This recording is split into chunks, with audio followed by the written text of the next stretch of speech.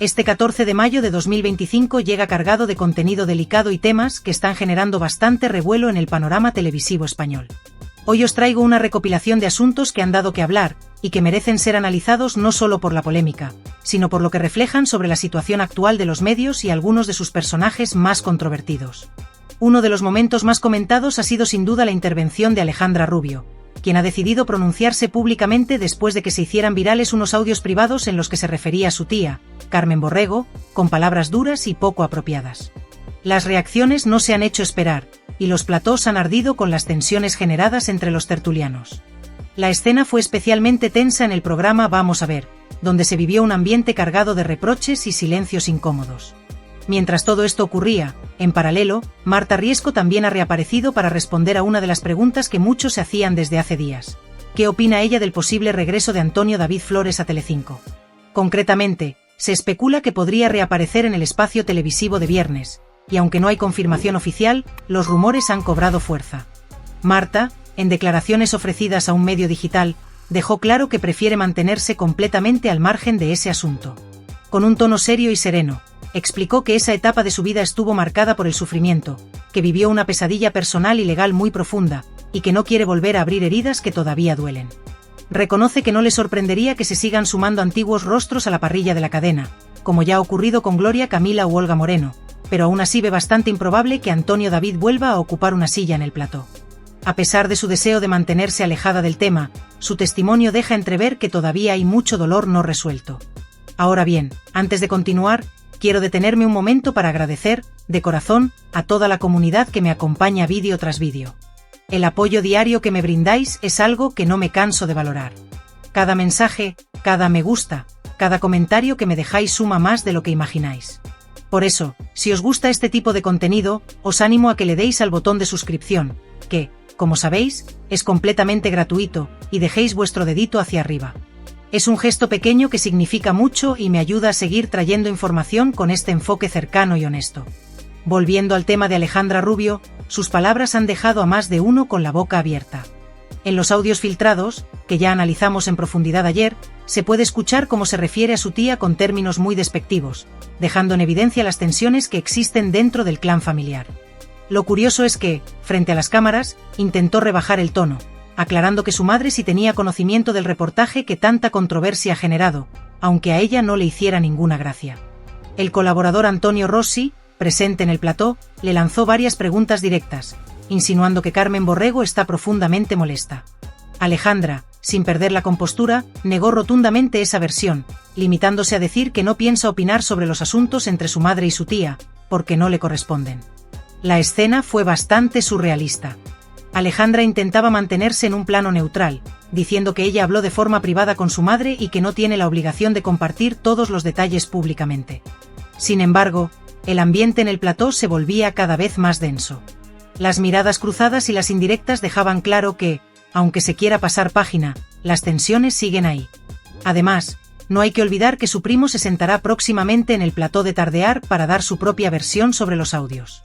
Y mientras tanto, Alejandra, como de costumbre, parece optar por la estrategia del silencio parcial, evitando mojarse demasiado pero dejando titulares por el camino. Y mientras el mundo del corazón se sacude con declaraciones inesperadas y tensiones familiares que copan los titulares, en paralelo, la televisión pública española también protagoniza su propio capítulo de controversias. Radio Televisión Española, conocida por su histórico papel como medio de referencia y por intentar representar una programación plural y de calidad, ha sorprendido una vez más al anunciar una decisión que, lejos de pasar desapercibida, ha despertado un aluvión de reacciones en redes y en los círculos televisivos. Según se ha dado a conocer, la franja vespertina del próximo sábado estará dedicada íntegramente a un especial relacionado con el Festival de Eurovisión, un evento que, año tras año, genera grandes expectativas entre un público fiel que mezcla generaciones, culturas y gustos musicales diversos. Lo que más ha llamado la atención, sin embargo, no ha sido tanto la temática eurovisiva, que ya de por sí es un clásico televisivo, sino el enfoque concreto que ha decidido adoptar la cadena. Dentro del bloque programado, se incluirá un espacio que muchos han calificado como una especie de homenaje encubierto o intento de resurrección del espíritu de Sálvame, el ya extinto y polémico magazine que durante más de una década ocupó las tardes de Telecinco con una fórmula basada en la mezcla explosiva de espectáculo, drama y escándalo en directo. Esta nueva maniobra por parte de RTVE ha causado un auténtico terremoto de opiniones. Por un lado, algunos espectadores sienten cierta nostalgia al recordar aquellos tiempos en los que Sálvame dominaba las audiencias, ofreciendo entretenimiento sin filtros y con una narrativa muy reconocible. Sin embargo, la gran mayoría ha mostrado una mezcla de perplejidad e incredulidad. ¿Qué hace una cadena pública intentando replicar, aunque sea de forma simbólica, un formato tan controvertido, y que precisamente fracasó en su intento de renovarse antes de desaparecer? En este especial, cuyo centro estará protagonizado por Melody, sí, la misma cantante que se hizo popular con el baile del gorila y que ahora parece volver a escena, RTVE pretende mezclar actualidad musical, ambiente festivo y toques de corazón. Todo en un mismo cóctel que muchos consideran que no encaja ni con el momento actual ni con el perfil que debería representar una televisión pública financiada por todos los contribuyentes. La falta de coherencia en la línea editorial de RTVE es lo que más críticas está recibiendo por parte de expertos del sector y del público en general. No es la primera vez que la cadena realiza apuestas de programación que parecen más improvisadas que pensadas estratégicamente. Y eso, sumado al declive progresivo de sus índices de audiencia, despierta la inevitable pregunta: ¿quién está realmente tomando las decisiones dentro de la corporación? A pesar de los reiterados batacazos en términos de espectadores, semana tras semana, los datos son alarmantes y continúan descendiendo. En lugar de apostar por ideas frescas, narrativas modernas o contenido innovador que conecte con las nuevas generaciones, RTVE insiste en rebuscar en el baúl del pasado formatos que, aunque en su día fueron exitosos, hoy ya no responden ni a las demandas ni a las sensibilidades del público actual. Lo que en teoría podría verse como un guiño a la nostalgia, en la práctica parece más bien un intento desesperado por recuperar la atención de una audiencia que cada vez busca más contenido en plataformas digitales, y menos en la televisión tradicional. Algunos analistas han ido incluso más allá, señalando que este tipo de movimientos reflejan un desconcierto profundo dentro de la dirección de contenidos. En lugar de construir una identidad clara, coherente y comprometida con la calidad, parece que se están lanzando propuestas al azar, probando suerte con mezclas sin sentido, como si se tratara de una carrera contrarreloj para frenar la fuga de espectadores. En definitiva, este 14 de mayo se ha convertido en un reflejo perfecto de lo que es actualmente la televisión española. Un escenario donde conviven declaraciones impactantes que desatan tormentas familiares, personajes que no logran desvincularse del escándalo por más que lo intenten, y decisiones corporativas que generan más dudas que certezas. Marta Riesco ha dejado claro que su vínculo con Antonio David forma parte de un capítulo que, para ella, ya está cerrado, aunque los rumores sigan circulando con fuerza. Alejandra Rubio, por su parte, continúa en el epicentro de la controversia, intentando esquivar responsabilidades pero sabiendo que cada paso que da será analizado con lupa. Y RTVE, en medio de este torbellino, opta por jugadas que parecen más propias de una cadena privada en crisis que de un medio público que debería liderar con criterio, innovación y responsabilidad. Y ahora, como siempre, me encantaría conocer vuestra opinión.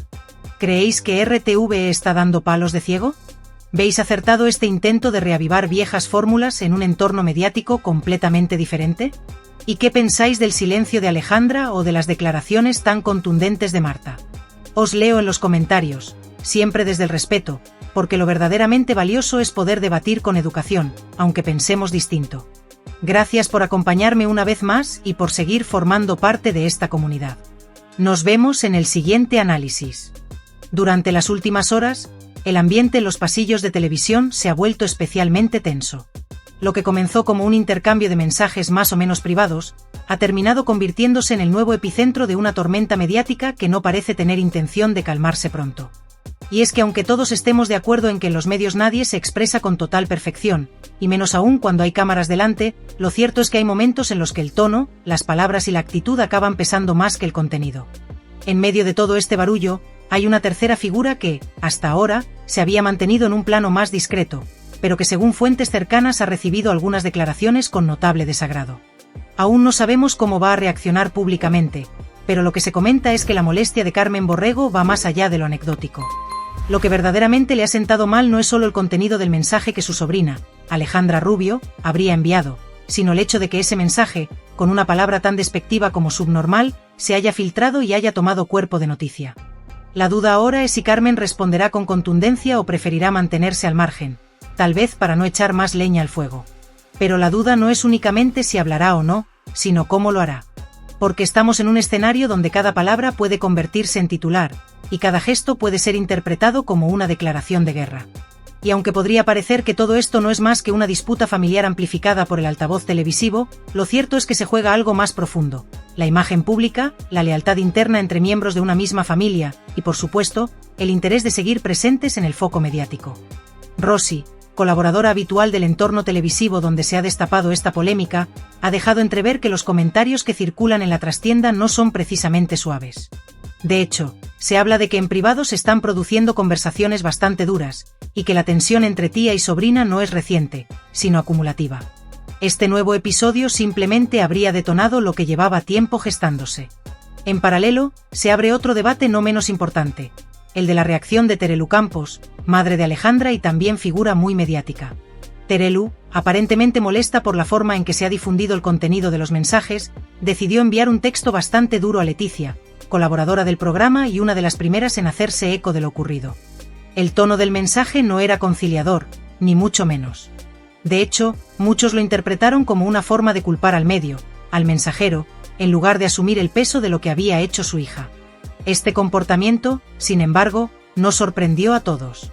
Hay quienes consideran que Terelu lleva años practicando una especie de protección blindada en torno a su hija, intentando que cualquier escándalo que le roce sea desviado hacia terceros, ya sea la prensa, los programas o incluso compañeros de profesión. Es lo que algunos llaman la estrategia del escudo mediático: no importa lo que se diga o haga, el problema siempre es el canal por el que se difunde. Y, sin embargo, lo más revelador de todo es que Leticia afirmó que, poco después de enviar ese mensaje cargado de reproche, Terelu la llamó por teléfono para disculparse.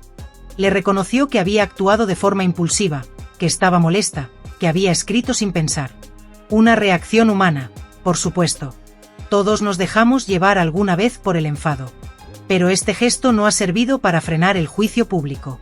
Porque aunque uno se disculpe, el mensaje ya fue enviado, el daño ya está hecho, y el contenido sigue circulando. En todo este embrollo, la figura de Alejandra Rubio se convierte en la más polémica. Por un lado, intenta mostrarse tranquila, ajena a la tensión, manteniendo una actitud relajada ante las cámaras. Pero por otro, los audios filtrados la retratan de forma completamente distinta. Crítica, condescendiente y utilizando términos que ni siquiera en un entorno privado deberían usarse tan a la ligera. Esa contradicción entre lo que transmite en público y lo que realmente dice en privado ha hecho que muchos espectadores cuestionen su autenticidad. Porque si algo molesta al espectador, ese que lleva años consumiendo este tipo de televisión, es la doble moral. No se puede ir por los platós proyectando una imagen de calma, simpatía y buen rollo, mientras en los grupos de WhatsApp o audios privados se lanzan comentarios ofensivos, incluso hacia miembros de tu propia familia. Esa disonancia es lo que más resuena en las redes sociales. Por otro lado, también se ha filtrado que la propia Terelu está muy afectada, no solo por lo que se ha dicho, sino por el hecho de que mañana tiene que presentar un programa en directo. Un espacio en el que, inevitablemente, tendrá que abordar el asunto. ¿Se posicionará? ¿Se hará la indiferente? ¿Admitirá errores? Esa es la gran incógnita. Hay quien opina que todo esto forma parte de una estrategia perfectamente estudiada. Que las Campos, históricamente acostumbradas a estar bajo los focos, saben muy bien cómo mover las fichas. Que incluso en medio de la controversia, han sabido sacar partido de las crisis personales. Y que esta no sería la excepción. Y, sin embargo, la respuesta del público ha sido mixta. Algunos defienden a Terelu por su intento de proteger a su hija. Otros consideran que esa protección ha llegado demasiado lejos y que, en lugar de responsabilizarse, se ha optado por la táctica de siempre: culpar al entorno, cuestionar al periodista, distraer la atención. Hay quienes, con memoria larga y mirada crítica, no han tardado en recordar cómo en tiempos pasados las propias Campos se sentaban en platós de televisión y opinaban, con total libertad y sin pelos en la lengua, sobre los dramas, errores y escándalos de otros personajes públicos. En aquellos días, cuando el foco apuntaba hacia terceros, no había filtros ni contemplaciones. Se juzgaba, se analizaba y se opinaba como si no hubiera consecuencias. Pero ahora que ese mismo foco ilumina sus propios conflictos familiares, parece que las reglas del juego han cambiado. O al menos, eso es lo que pretenden transmitir. Porque ahora, desde el entorno más cercano a las Campos, se exige una delicadeza que antes no se concedía a los demás. Como si existiera un pacto invisible, una especie de código no escrito que dicta que a ellas hay que tratarlas con una sensibilidad especial. Que sus errores deben contextualizarse, que sus dramas han de manejarse con algodones, y que los medios deben ser más cuidadosos al hablar de ellas. Para muchos espectadores, y también para algunos compañeros de profesión, esta doble vara de medir resulta no solo incoherente, sino directamente insostenible. La sensación general es que se pretende blindar una imagen pública que ya no encaja con la realidad que muestran sus actos y palabras. No se puede reclamar respeto y contención cuando se ha construido parte del prestigio mediático ejerciendo precisamente de comentarista implacable de las vidas ajenas. Lo que antes servía como carnaza para llenar minutos de televisión y columnas en revistas, ahora se vuelve incómodo cuando toca en carne propia. Y para añadir más combustible a esta hoguera mediática, todo este revuelo estalla en un momento especialmente delicado. Estamos a las puertas del arranque de una nueva edición de Supervivientes, uno de los formatos estrella de la cadena, y casualmente o no, el programa al que Alejandra Rubio tenía previsto sumarse próximamente como concursante. Una oportunidad mediática que puede elevar o hundir la imagen de cualquier personaje público, según cómo gestione su paso por la isla. Es inevitable preguntarse, ¿ha estallado esta polémica en el peor momento posible, o en realidad ha llegado en el instante justo para maximizar el interés mediático? Porque si algo hemos aprendido de la televisión, es que pocas cosas ocurren por azar. La línea entre realidad y espectáculo es cada vez más fina, y lo que en apariencia parece una crisis familiar espontánea, podría perfectamente formar parte de una narrativa estratégicamente diseñada para garantizar minutos de emisión, titulares virales y conversación social. Al fin y al cabo, vivimos en una era en la que el drama vende, la vulnerabilidad se convierte en capital emocional, y la polémica bien gestionada puede convertirse en un trampolín para relanzar carreras, revalorizar apariciones y hasta justificar fichajes televisivos. Si algo hemos visto en formatos como Gran Hermano VIP, La Isla de las Tentaciones o El Debate de las Tentaciones, es que los conflictos personales se convierten en gasolina para la audiencia. Y Supervivientes no es una excepción. ¿Está todo orquestado? ¿Es esta historia otra muestra más de cómo la televisión mezcla vida real con guión emocional para mantener al espectador pegado a la pantalla? ¿O estamos siendo testigos, esta vez sí, de un conflicto real, profundo y sincero, que ha terminado desbordándose por la sobreexposición mediática? Lo cierto es que esta historia contiene todos los ingredientes del drama contemporáneo. Tensiones familiares no resueltas, contradicciones públicas, reproches en privado, filtraciones estratégicas, silencios cómplices y ataques contra los medios cuando el relato deja de estar controlado. Todo ello, aderezado con un contexto profesional en el que el nombre de las Campos sigue generando interés, morbo y debate. Porque, no nos engañemos, el apellido pesa. Y mucho. Representa una dinastía mediática que lleva décadas siendo parte del ecosistema televisivo español. Un apellido que ha construido su historia a base de exclusivas, lágrimas, confesiones, reconciliaciones, rupturas y sobre todo, una presencia constante en el imaginario colectivo del espectador. Pero también es un apellido que, como cualquier otro, ha de saber adaptarse a los nuevos tiempos, donde la audiencia ya no se conforma con relatos edulcorados ni con discursos ensayados. Hoy, el espectador exige autenticidad. Y lo que no huele a verdad, simplemente no cuela. Por eso, esta polémica genera tantas preguntas como reacciones. Porque no sabemos muy bien si estamos viendo una historia real que se les ha escapado de las manos, o si somos parte involuntaria de un relato diseñado para despertar empatía, interés y engagement. En resumen, nos encontramos ante una tormenta perfecta, disputas familiares, posibles estrategias de reposicionamiento mediático, una participación en un reality a punto de arrancar, y un público que ya no se traga cualquier cosa, pero que sigue ahí, observando, opinando, enganchado. Porque al final, más allá de las críticas y del ruido, estas historias siguen funcionando. Siguen atrapándonos. Siguen generando conversación. ¿Y tú, que estás leyendo esto, qué opinas realmente? ¿Estamos ante un caso genuino de conflicto familiar que ha reventado por exceso de exposición? ¿O es simplemente otro capítulo más del gran guión no escrito de la televisión española, donde todo está permitido mientras haya audiencia? Te leo, como siempre, desde el respeto.